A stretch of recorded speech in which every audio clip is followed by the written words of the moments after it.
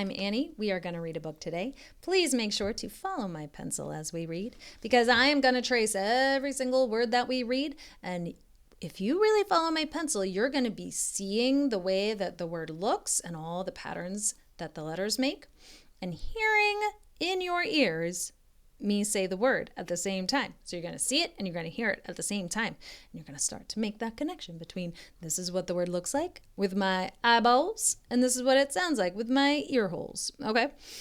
It's a great way to learn how to read or to strengthen your already awesome reading skills. So let's read this book together. It is called Extra Yarn. Extra Yarn. And it's by Mac Barnett and illustrated by John Klassen. It's always a duo that you know it's going to be a good book. All right, there it is again. Extra Yarn.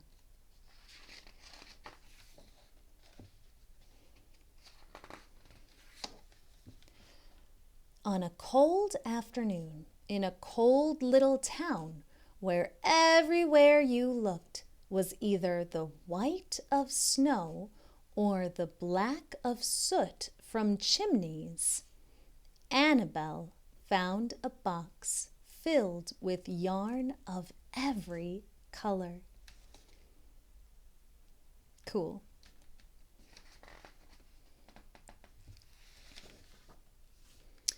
So she went home and knit herself a sweater. And when Annabelle was done, she had some extra yarn. What a colorful sweater when there's not a whole lot of color otherwise. So she knit a sweater for Mars too. Mars is her dog. But there was still extra yarn. And when Annabelle and Mars went for a walk, Nate pointed and laughed and said, "You two look ridiculous." "You're just jealous," said Annabelle. "No, I'm not," said Nate. I would be. Look at how beautiful her sweater is and how beautiful Mars's sweater is. But it turned out he was. And how nice she made him his sweater. And her dog. And his dog. And even after she'd made a sweater for Nate and his dog and for herself and for Mars, she still had extra yarn. At school, Annabelle's classmates could not stop talking about her sweater. "Quiet!" shouted Mr. Norman. "Quiet, everyone! Annabelle, that sweater of yours is a terrible distraction. I cannot teach with everyone turning around to look at you." "Then I'll knit one for everyone," Annabelle said, "so they won't have to turn around." "Impossible," said Mr. Norman. "You can't." Everyone seems very crabby here. Do you think maybe if he gets a sweater, he'll be less crabby? But it turned out she could, and she did, even for Mr. Norman. And when she was done, Annabelle still had extra yarn. So she knit sweaters for her mom and dad, and for Mr. Pendleton and Mrs. Pendleton, and for Dr. Palmer, and for little Louis. He is little, with a beard. She made sweaters for everyone except Mr. Crabtree, who never wore sweaters or even long pants, and who would stand in his shorts with the snow up to his knees. "No sweater for me, thanks," said Mr. Crabtree. I guess he likes being cold. Some people love being cold. So she made Mr. Crabtree a hat. And even then, Annabelle still had extra yarn. This yarn seems pretty magical, huh? She made sweaters for all the dogs and all the cats and for other animals too. Soon, people thought, soon Annabelle will run out of yarn. But it turned out she didn't. So Annabelle made sweaters for things that didn't even wear sweaters. Look, she made a sweater for the bird and the birdhouse and the mailbox and the house. Just all sweatery. Oh, look how pretty. She made sweaters for all the buildings, but look how colorful it is. Things began to change in that little town.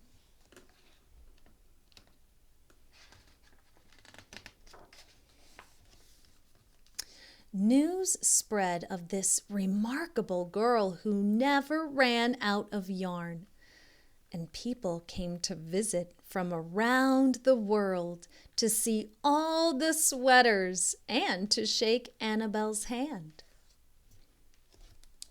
One day, an archduke who was very fond of clothes sailed across the sea and demanded to see Annabelle.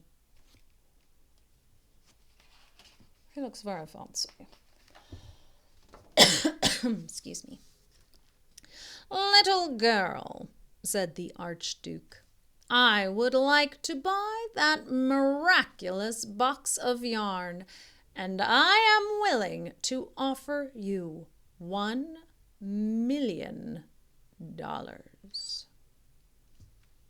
"No, thank you," said Annabelle, who was knitting a sweater for a pickup truck. The archduke's mustache twitched. "2,000,000, he said. Annabelle shook her head. "No, thanks." "10,000,000, shouted the archduke. "Take it or leave it." "Leave it," said Annabelle. "I won't sell the yarn." And she didn't. Do you think you could say no to $10 million to keep your yarn? I like Annabelle. She's keeping it for the right reasons. So that night, the archduke hired 3 robbers to break into Annabelle's house, and they stole the box and took it to the archduke, who set off across the snow and sailed over the sea. How rude. Back to his castle. The archduke put on his favorite song and sat in his best chair. Then he took out the box and he lifted its lid and he looked inside. He's very pleased with himself for stealing it. How rude. There's no yarn in the box. His mustache quivered. It shivered. It trembled. The archduke hurled the box out the window and shouted, "Little girl, I curse you with my family's curse. You will never be happy again." That's a terrible curse. I wonder if he's just never happy. But here's the box. It landed on like a little ice chunk.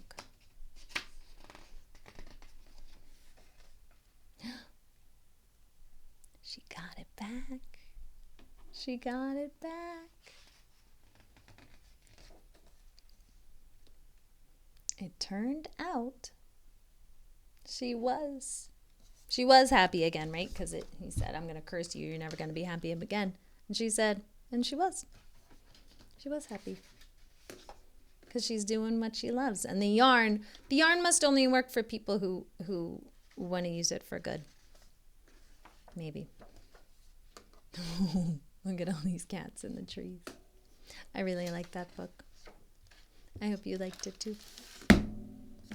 That's a good one. All right. I hope you enjoyed that.